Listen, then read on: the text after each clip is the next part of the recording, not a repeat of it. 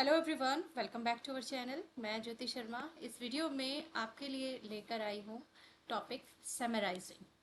तो सबसे पहले समझते हैं हम कि समराइजिंग होता क्या है। ठीक है, देखिए, summarising is the process of extracting the most important ideas, extracting the most important ideas from a larger piece of text and expressing them in a shorter simplified form. I think आपको समझ में आ गया होगा। बहुत ज़्यादा आपके पास text है, आपको कोई बड़ा पैसेज दे दिया गया है और उसे आपको शॉर्टर और सिंप्लीफाइड फॉर्म में लिखना है, तो वो है summarising. Clear? In a summary, unnecessary details, examples, and redundant information are omitted. इसके अंदर जब हम समरी करते हैं ना, तो अननेसेसरी डिटेल्स को ओमिट कर देते हैं, एग्जाम्पल्स को हटा देते हैं, और कोई इन्फॉर्मेशन ऐसी जो बहुत ज़्यादा रिलेवेंट नहीं है, ऐसी इन्फॉर्मेशन को भी ओमिट कर देते हैं। वाइल द असेंशियल पॉइंट्स, सिर्फ रखते किसे हैं? असेंशियल पॉइंट्स को, असेंशियल आर्ग्यूमेंट्स को और असेंशियल आइडियाज, वो समराइजिंग है। ठीक है, हम समझ लेते हैं कि आखिर समराइजिंग इम्पॉर्टेंट क्यों है। तो आप बहुत बेहतर तरीके से जानते हैं। फर्स्ट पॉइंट जो है ना, समराइजिंग, जो आपके माइंड में क्लिक करेगा कि क्यों इम्पॉर्टेंट है, वो ये होगा कि जब हम किसी एग्ज़ाम की प्रिपरेशन कर रहे होते हैं और प्रिपरेशन के दौरान जब एग्ज़ाम नेक्स्ट ही डे है और हमें रिवीजन लेना है, तो ये जो समराइजिंग है ये बहुत हेल्प करता है। आपने किसी के ब्रीफ नोट्स अगर तैयार कर लिए हैं ना किसी भी टॉपिक के, तो ब्रीफ नोट्स जो है वो आपकी एक रैपिड रिवीजन के काम आता है। समराइजिंग वही होता है। तो क्या होता है समराइजिंग, आपने जान लिया। क्यों इम्पॉर्टेंट है, इस पर नज़र डालते हैं। देखिए, क्विक रिवीजन के लिए, जैसे मैंने आपको बताया, very first and most important part कि इम्पॉर्टेंट है समराइजिंग फॉर क्विक रिवीजन। और स्टूडेंट हैं हम लोग, तो हमें बहुत अच्छे तरीके से पता है इस चीज़ का। स्टूडेंट, हर कोई स्टूडेंट है, मतलब ये नहीं है कि हम ये कहें कि एजुकेशन कंप्लीट हो गया। एजुकेशन कभी किसी की कंप्लीट नहीं होती है ना, तो स्टडी तो कंटिन्यू चलती रहती है। तो इसका मतलब सभी के लिए ज़रूरी है, क्विक रिवीजन के लिए समराइजिंग ज़रूरी है। सेकेंड, आपकी अंडरस्टैंडिंग को बढ़ाने के लिए, एनहांस्ड अंडरस्टैंडिंग, किसी भी टॉपिक के ऊपर अच्छी समझ अगर आप रखना चाहते हैं, उसे रिवाइज कर करके उस इंफॉर्मेशन को, उस नॉलेज को आप रिटेन करना चाहते हैं, तो वो भी हेल्प करती है समराइज। बेटर रिटेंशन, अभी इसी पॉइंट के अंदर मैंने ये चीज़ आपको बता दी। बेटर रिटेंशन के लिए बहुत ज़्यादा हेल्पफुल है समराइजिंग, यानी बहुत इंपॉर्टेंट है। इफेक्टिव कम्युनिकेशन, फोर्थ पॉइंट है इफेक्टिव कम्युनिकेशन। टाइम एफिशिएंसी, इसे बताने की ज़रूरत ही नहीं, आप समझ ही गए होंगे कि छोटा करके आपने अगर किसी चीज़ को लिख लिया है, मेन मेन पॉइंट्स को नोट कर लिया है, तो पूरा डिटेल नहीं पढ़ना पड़ेगा, और पूरा डिटेल नहीं पढ़ना पड़ेगा तो टाइम बच जाएगा, है ना। एग्जाम प्रिपरेशन, ओवरऑल ये है मेन मुद्दा कि एग्जाम प्रिपरेशन में सबसे ज़्यादा हेल्प करती है समराइज। आगे बढ़े, देखिए, अब हमें की फीचर्स देखने हैं। एक समरी के की फीचर्स कौन कौन से होते हैं, अगर आप इन पॉइंट्स को ध्यान में रखेंगे ना, तो बहुत ही इफेक्टिव समरी तैयार कर सकते हैं, बहुत इफेक्टिव। तो देखिए, सबसे पहला है कंडेंस्ड इंफॉर्मेशन। ये क्या होता है? आपको एक बहुत बड़ा टेक्स्ट दे दिया, छोटा बड़ा जैसा भी दे दिया मान लीजिए, आपको क्या करना है, उसका 25% ही लेंथ जो है रखनी है। यानी 25% ही, जो भी आपको कंटेंट दिया गया है, जो भी मैटर दिया गया है, जो भी पैसेज प्रोवाइड करवाया गया है, उसका 25% ही आप तैयार करें एक समरी के रूप में। यानी इंपॉर्टेंट इंपॉर्टेंट चीज़ जो है उनको पॉइंट आउट कर लीजिए और लिख लीजिए, 25% ही रख लीजिए, कंडेंस्ड कर दीजिए इन्फॉर्मेशन को। The summary is much shorter than the original text. Summary क्या है? Summary is much shorter than the original text, typically no more than 25% of its original length. It means आपके पास में 100% कोई चीज़ है, इट मीन्स दैट 100 लाइन का आपको कुछ भी मैटर दे दिया गया है, तो आपको अगर उसकी समरी तैयार करनी है तो आपको 25 लाइन्स ही काफ़ी रहेंगी समरी के लिए। अब 25 से 26 लाइन्स जो है लिख लीजिए, उसी के अंदर सब कुछ इंपॉर्टेंट जो है वो आ ही जाता है। ध्यान रखिए मेन पॉइंट्स को। It focuses on the most crucial elements including the primary argument, important concepts and supporting details. कि आपको ध्यान देना है मोस्ट क्रूशियल एलिमेंट्स पर, इंक्लूडिंग द प्राइमरी आर्ग्यूमेंट पर, इंपॉर्टेंट कंसेप्ट पर एंड सपोर्टिंग डिटेल्स पर। तो मेन पॉइंट्स जो है वो आपको जोड़ने नहीं है। मेन बात ये है। Paraphrasing, a good summary is written in your own words. जब भी आप लिखे ना समरी को, तो सबसे ज्यादा अच्छी समरी तो वही मानी जाती है जो आपके अपने शब्दों में लिखी जाए, ठीक है, which demonstrates that you have proceed and understood the material. आगे बढ़ते हैं। देखिए, क्लैरिटी और सिंपलिसिटी को ध्यान में रखना है आपको जब भी समरी को तैयार करें। यानी summary should B clear, precise, छोटी हो, क्लियर हो और समझने में आसान हो, इजी टू अंडरस्टैंड। अवॉइड करना चाहिए आपको, आप कॉम्प्लेक्स लैंग्वेज ना लिखें, ठीक है, अनलेस नेसेसरी चीजें ही लिखें। यानी बहुत ज़्यादा नेसेसरी हो ना तो ही आप किसी कॉम्प्लेक्स लैंग्वेज को या फिर जार्गन को यूज़ कीजिए, अदरवाइज नहीं कीजिए।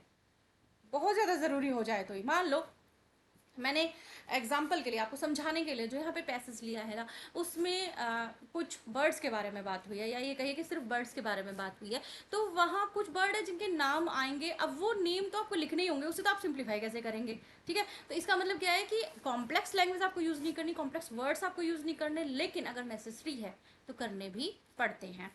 ऑब्जेक्टिविटी को ध्यान में रखिए। Summary should be an impartial representation of the original text।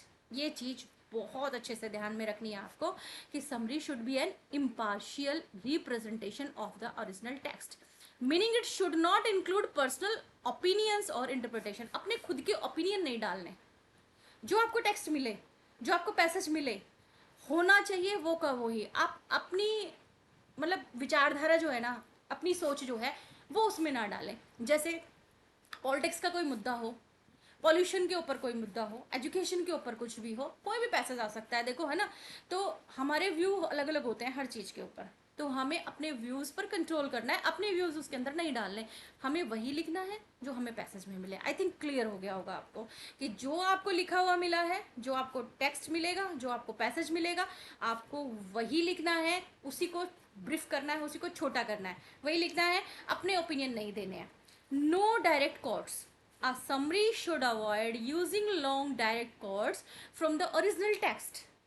ध्यान दीजिए, a summary should avoid using long direct quotes from the original text। लंबी लंबी quotes डाली हुई हैं original text के अंदर, तो आप उसे अवॉइड ही करने की कोशिश कीजिए। एक्सेप्ट, लेकिन अगर कभी ऐसा हो जाए कि एग्जैक्ट वर्डिंग जो है वो बहुत ज़रूरी हो गई है क्लैरिटी के लिए, तो भाई आपको डालनी भी पड़ सकती है। यानी कहने का मतलब ये है, कोशिश कीजिए अवॉइड करें, लेकिन अगर बहुत ज़्यादा ज़रूरी है क्लैरिटी बनाने के लिए तो आप उसे लिखिए। When including a quote it should be short and use sparingly. यानी आप उसे लिख रहे हैं तो उसे थोड़ा शॉर्ट कर दीजिए, ठीक है। नो डायरेक्ट कोट, इसे ध्यान में रखना है हमें। तो एक प्रोसेस हम देख लेते हैं, जब हम समराइजिंग करते हैं ना, तो एक प्रोसेस जिसे हम फॉलो करते हैं वो देख लेते हैं कि कौन कौन से चीज़ें हैं जिनको अपन ध्यान में रखते हैं। सबसे पहला पॉइंट होता है, अब जिन बातों को ध्यान में रखते हुए अपन करेंगे समराइजिंग, वो है ये। सबसे पहले पढ़िए अच्छे से, अंडरस्टैंड कीजिए जो भी ओरिजिनल कंटेंट आपको दिया गया है, यानी read and understand the original content. Second point, identify the main ideas and की पॉइंट्स। आपने रीड कर लिया, रीड करने के बाद में जो मेन आइडियाज़ हैं, जो की पॉइंट्स हैं, मेरी तो मानो पर्सनल एक्सपीरियंस के बेस पे कह रही हूँ, मेरी तो मानो एक पेंसिल हाथ में रखा करो। कोई भी एग्जाम देने जाओ या क्लासरूम में बैठो, कभी भी एक पेंसिल हाथ में रखा करो। जो मैटर आपके सामने है, उस मैटर में से जब आप रीडिंग ले रहे हैं, किसी भी टाइम जब आप किसी भी बुक की रीडिंग ले रहे हैं, कुछ भी कोई भी मैटर पढ़ रहे हैं, जो आपको लगता है ना कि ये चीज़ इंपॉर्टेंट है, उसको पेंसिल से हल्का सा अंडरलाइन कर दो, ताकि नेक्स्ट टाइम जब आप रीडिंग ले तो उसके ऊपर आपका ध्यान जाए अच्छे से। तो आइडेंटिफाई करना आपको मेन आइडियाज़ को और की पॉइंट्स को। Once you have a good understanding of the material, the next step is to identify the key points। सबसे पहले आपको मेन आइडिया पर ध्यान देना है कि what is the primary argument। जैसे कोई भी पैसेज आपके सामने आया, आप ध्यान दीजिए कि प्राइमरी आर्ग्यूमेंट क्या है और मैसेज क्या है टेक्स्ट का। सबसे पहले इस चीज़ के ऊपर ध्यान दीजिए। This is the central idea that you should capture in your summary. ये एक सेंट्रल आइडिया है कि तुम्हें चीज़ें समरी लिखते समय कैप्चर करना है। फिर उसके बाद में सपोर्टिंग डिटेल्स पर ध्यान दीजिए कि identify the critical supporting points that explain और रीइंफोर्स द मेन आइडिया। यानी मेन आइडिया को आपने लिख दिया। सिंपल लैंग्वेज में अगर समझाऊं तो पैसेज को पढ़ो, आपको पता लगे कि पैसेज किस चीज के बारे में, भाई पहली लाइन वो लिखो, उसके बाद में उसकी सपोर्टिंग डिटेल लिखो उसको एक्सप्लेन करने के लिए। यानी मान लो एक एग्जाम्पल के तौर पे एजुकेशन सिस्टम के ऊपर कोई बात चल रही है, एजुकेशन सिस्टम के ऊपर आपको कोई पैसेज दे दिया, तो फर्स्ट लाइन तो आपकी एजुकेशन सिस्टम के ऊपर होनी चाहिए, क्योंकि मेन पॉइंट वही है जिसके ऊपर बात होगी। फिर उसे सपोर्ट करने के लिए डिटेल्स क्या दी गई है उन पर ध्यान देना है। स्किप करना है माइनर डिटेल्स को। डिटेल्स लिखते वक्त सारी मत लिख देना, जो माइनर डिटेल्स है उनको छोड़ दो। माइनर डिटेल्स में एक्चुअली क्या आता है, कुछ एग्जाम्पल्स होते हैं, कुछ डिस्क्रिप्शंस होते हैं इस तरीके के जो बहुत ज़्यादा इंपॉर्टेंट नहीं होते हैं, तो वो आपको स्किप करने हैं। नेक्स्ट हमारा क्या पॉइंट होता है, कंडेंस द इंफॉर्मेशन। इस चीज़ पे ध्यान देना है। Now that you have identified the most important points, the next step is to condense the material into a more concise form. Clear? It means summarizing in short sentences. Focus on summarizing key points and brief. Brief पे ध्यान देना है, straight forward sentences पर ध्यान देना है, avoid करना है आपको लॉन्ग कॉम्प्लेक्स सेंटेंसेस को, क्योंकि ये रीडर को कंफ्यूज कर सकता है। एम आई राइट? देखिए, इन्फॉर्मेशन को आप जब कंडेंस करते हैं ना, तो आपको शॉर्टर सेंटेंसेस यूज करने चाहिए। लॉन्ग और कॉम्प्लेक्स सेंटेंसेस जो है उनको अवॉइड करना चाहिए, ताकि रीडर जो है उसे समझ सके। तो सिंपल लैंग्वेज यूज करेंगे आप। समरी एसेसिबल होनी चाहिए, लोग पढ़ सके, लोग समझ सके, सिंपल हो, क्लियर हो। अवॉइड, मैंने जैसे आपको बताया कि किस चीज़ को अवॉइड करना है, एम्बिग्यूटी को अवॉइड करना है, रिपीटेशन को अवॉइड करना है। ठीक है, इस तरीके से आपकी इन्फॉर्मेशन जो है कंडेंस्ड हो जाएगी। फोर्थ पॉइंट है आपका paraphrase the key point. Paraphrase करना है की पॉइंट्स को। How? Paraphrasing is a critical skill. यहाँ समराइजिंग जब अपन करते हैं ना, सबसे मेन जो मुद्दा है वो ये है, कौन सी लाइन उठाएं और कौन सी छोड़ दें। सबसे पहले माइंड के अंदर ये स्ट्राइक करता है। देखो, एज अ टीचर बहुत आसान हो जाती है ये चीज़ें कि कौन कौन से पॉइंट्स हमें उठाने हैं और कौन कौन से छोड़ने हैं, बट एज अ स्टूडेंट बहुत मुश्किल हो जाती है यही चीज़ कि कौन कौन से पॉइंट लिखने हैं और कौन कौन से पॉइंट्स छोड़ने हैं। तो practice makes a man perfect. आप जितनी प्रैक्टिस करेंगे आपको ईजी हो जाएगा समराइजिंग करना। पैराफ्रेजिंग करते समय ये मानते हैं कि एक क्रिटिकल स्किल है समराइजिंग करना, लेकिन आप क्या करेंगे, ध्यान रखिए, कॉपिंग sentences directly from the original material, restate the ideas in your own words, अपने शब्दों में लिखने की कोशिश कीजिए। This demonstrates your understanding of the material and ensure that your summary is original. अपने शब्दों में लिखिए, लेकिन ऐसा लिखिए कि ये लगे कि समरी जो है वो ओरिजिनल है। सिंप्लीफाई कॉम्प्लेक्स सेंटेंस, कोशिश कीजिए कॉम्प्लेक्स जो सेंटेंसेस आए हैं उन्हें सिंप्लीफाई किया जाए। It means break down complex sentences into simpler ones without losing their meaning. Use synonyms. Replace technical terms or words from the original material with simpler synonyms where possible, but make sure the meaning remains accurate. It means synonyms हमें use करने हैं जहाँ ज़रूरत हो, but ये चीज़ clear कर लेनी है कि वो एक्यूरेट हो। ठीक है, नेक्स्ट पॉइंट हमारा रहेगा ऑर्गेनाइज द समरी लॉजिकली। ऐसा नहीं है कि जैसे आपने मेन पॉइंट लिखा और उसके बाद में जब आप उसकी डिटेल लिखने लग रहे हैं तो उसको आपने सिस्टमेटिकली नहीं लिखा, तो इस चीज़ का ध्यान रखना है। ऑर्गेनाइज करना है लॉजिकली। जैसे इंट्रोडक्शन, इफ नेसेसरी स्टार्ट करिए इंट्रोडक्शन से, द मेन आइडिया, इसका मतलब ये है मेन आइडिया से। फिर नेक्स्ट पॉइंट अपना रखिए, पॉइंट नहीं मतलब नेक्स्ट लाइन अपनी रखिए सपोर्टिंग पॉइंट्स के साथ में, यानी जो मेन आइडिया को सपोर्ट कर रहे हैं। फिर कोशिश कीजिए कि लास्ट लाइन आपकी कंक्लूजन देने वाली हो, यानी कंक्लूड कर रही हो ओरिजिनल टेक्स्ट को। क्लियर हुआ? देखिए, उसके बाद में आप मेन जो चीज है जिसे आपको दिमाग में रखना, दैट इज क्या, कीप इट कंसाइज, यानी कंसाइज ही रखने की कोशिश कीजिए। मोस्ट इंपॉर्टेंट एस्पेक्ट रहता है समराइजिंग का कि शॉर्ट रखिए, यानी लिमिट लेंथ पर ध्यान दीजिए। 25% से ज़्यादा नहीं होना चाहिए, जितना आपको पैसेज मिला है उसका 25%। For instance, if the original text is 200 words, your summary should be around 50 words or less. Focus on key points only, यानी avoid adding extra details or explanations that are not necessary. Okay?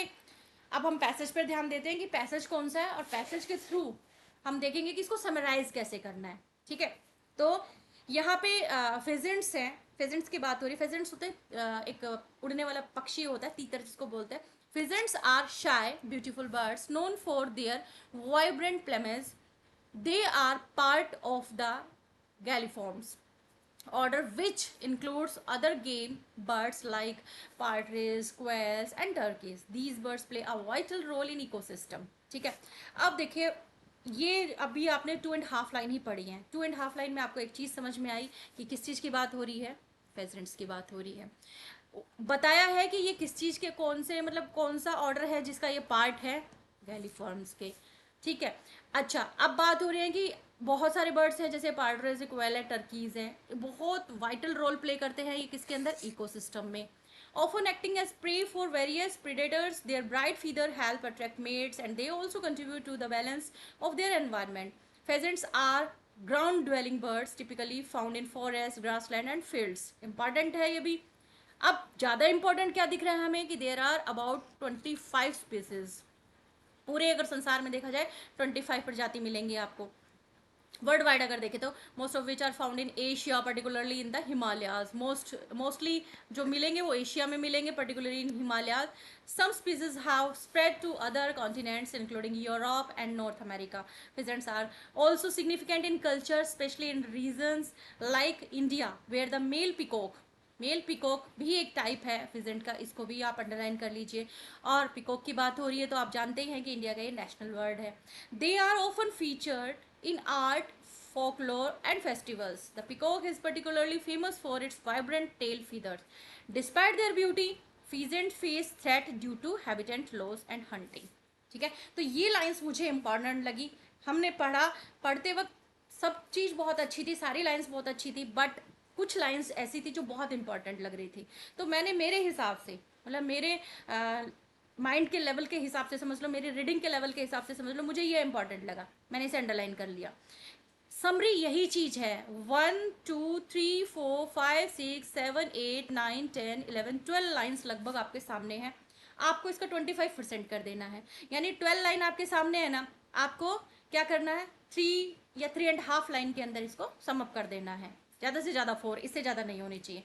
तो हम इसे summary में कैसे तैयार करें, 3.5 lines में. Summary क्या होगी देखिए, pheasants known for their vibrant plumage. ये हो गया फिजेंट्स के बारे में कि अपने वाइब्रेंट प्लमेज के लिए जाने जाते हैं. ये कौन से ऑर्डर से बिलोंग करते हैं, गैलीफॉर्म से, और बहुत ही इंपॉर्टेंट रोल प्ले करते हैं इकोसिस्टम में. 25 स्पीसीज हैं, mostly found in Asia. Peacock जो है वो एक फिजेंट्स का टाइप है, इंडिया का नेशनल बर्ड है, और उसके बावजूद ये थ्रेट्स जो हैं फेस कर रहे हैं हैबिटेट लॉस एंड हंटिंग का. तो यहाँ इस तरीके से ये समराइज हो जाता है. आई थिंक आपको समझ में आया होगा. अगर वीडियो आपको पसंद आया तो प्लीज़ लाइक कीजिए, शेयर कर दीजिए और चैनल को सब्सक्राइब जरूर कीजिए. Thanks for watching.